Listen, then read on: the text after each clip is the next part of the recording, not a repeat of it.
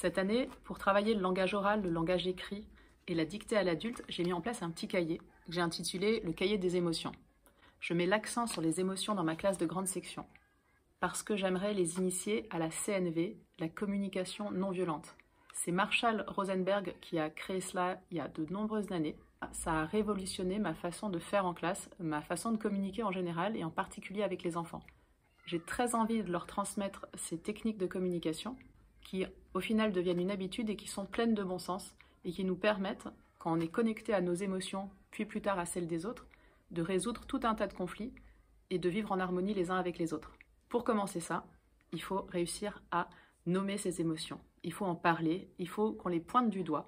Derrière moi, vous avez plein de petites images d'enfants dans différentes attitudes qui ressentent différentes émotions. Le lundi matin commence par un rituel où on se met en ronde, on s'assied tous en rond. Et ensuite, je pose la question suivante.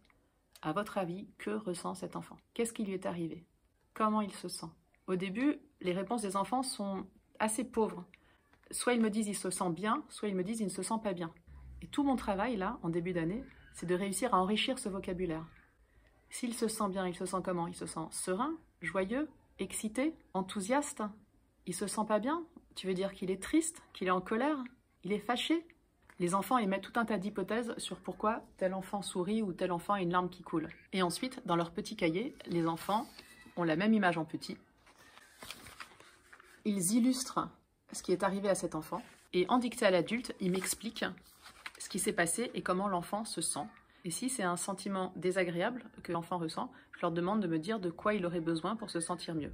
Donc là, on a un enfant qui est à vélo et qui a un très très grand sourire. Il se sent fier parce qu'il est allé au parc et il a essayé le vélo sans les petits trous et il a réussi. Sa maman lui a dit « Bravo mon chéri ». Après, il joue avec sa trottinette, il se sent heureux et il va dans sa maison et il fait un gros câlin à son papa et à sa maman.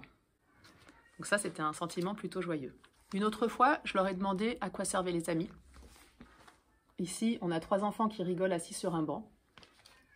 Ils sont allés au zoo et la fille, elle a dit un gros mot. Les garçons, ils ont rigolé, ils se sentent joyeux, ils sont assis sur un banc en train de rigoler.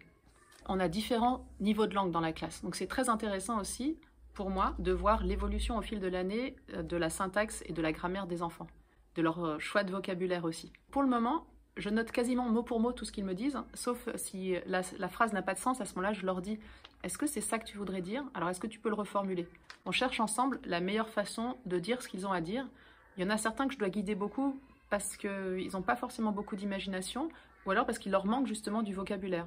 Donc, je les accompagne. Et le travail qu'on a fait en grand groupe avant, où chacun a décrit la situation, a donné son avis, ça, c'est formidable parce que j'encourage énormément aux petits parleurs, à ceux qui ont moins de vocabulaire, à parler aussi, et si ce qu'ils ont à dire, c'est uniquement répéter ce qui a déjà été dit, j'encourage, je trouve ça formidable, parce que c'est comme ça qu'on apprend aussi les tournures de phrases, c'est en se les mettant en bouche et en les essayant.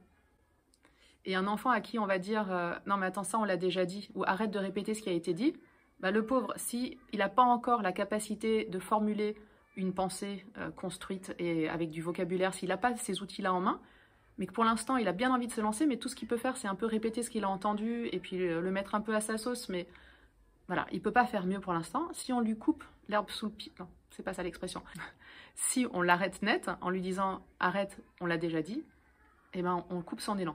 Donc dans ma pédagogie, j'essaye d'encourager toutes les prises de parole, même les plus petites. Je vais vous lire ce qui m'a été dicté là. Donc là, c'est un enfant qui hurle en se bouchant les oreilles et en fermant les yeux très fort. Moi, je crois qu'elle a vu un coq, et comme le coq lui a crié dessus, elle a eu mal aux oreilles. Et à la maison, elle a crié sa mère. Ça la rend très triste, et peut-être que sa mère lui a dit « Je t'aime pas, tu vas à l'école, tu rentres chez ta tante toute seule ». Sa tante lui a fait un câlin, mais elle est très triste que sa mère lui a crié dessus et lui a parlé en chacal. Donc là, vous voyez, j'ai pas corrigé, mais c'est ok. C'est pour ça qu'elle était furieuse contre le coq. Moi, je trouve ça super que cet enfant ait réussi à exprimer tout ça. Si vous vous demandez ce que ça veut dire de parler en chacal, vous pouvez aller voir ce que c'est que la CNV de Marshall Rosenberg, la communication non violente, et vous aurez des explications sur le langage girafe et le langage chacal. Ça sera peut-être l'occasion d'une autre vidéo. Pour le plaisir, je vous en lis un autre. Les parents se disputent dans la chambre des garçons. Le garçon a peur, il se met à se cacher la tête. Quand le papa rentre, la maman dit « Mais tu es en retard pour le dîner ?» Et après, le papa dit « Oui, mais moi j'ai travaillé toute la journée. » L'enfant est désespéré, il aimerait que ses parents arrêtent de crier. C'est rigolo parce que les premiers essais étaient très timides. La fille l'a poussée, elle se sent pas bien, elle se moque d'elle et elle veut pas aller à la cantine. Elle veut sa mère, elle a besoin de quelqu'un pour s'occuper d'elle. Et l'enfant qui a fait l'illustration a fait un dessin qui n'a rien à voir, parce qu'elle a commencé par faire une princesse. Donc tout ça, c'est un apprentissage aussi. Est-ce qu'on comprend bien ce que tu veux dire par là?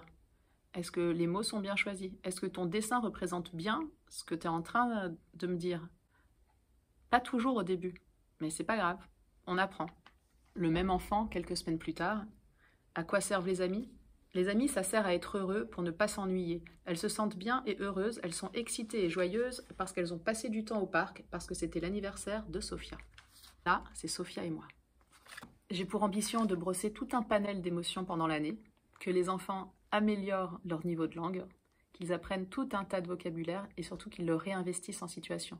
Donc on va faire des jeux de rôle, on fera des tours de parole, les enfants pourront s'exprimer un maximum sur ce qu'ils ressentent, sur ce dont ils ont besoin, et bientôt ils pourront aussi éventuellement se mettre à la place des autres. Et c'est comme ça que va se bâtir leur empathie.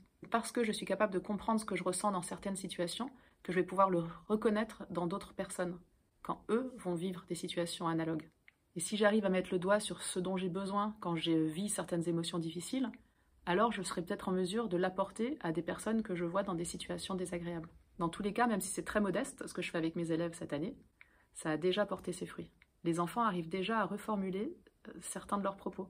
Les émotions, ce n'est pas un tabou, ça s'enseigne. Et les ignorer, surtout quand ce sont des émotions négatives, en disant des choses comme « non, ça fait pas mal, lève-toi, ça va aller, mais t'inquiète pas, des copines, tu en as plein d'autres ». Quand on met un couvercle sur ces émotions, plutôt que de les laisser s'exprimer, tu as mal, tu te sens triste, ça te fait de la peine qu'elle ne joue pas avec toi, eh bien les émotions sont refoulées.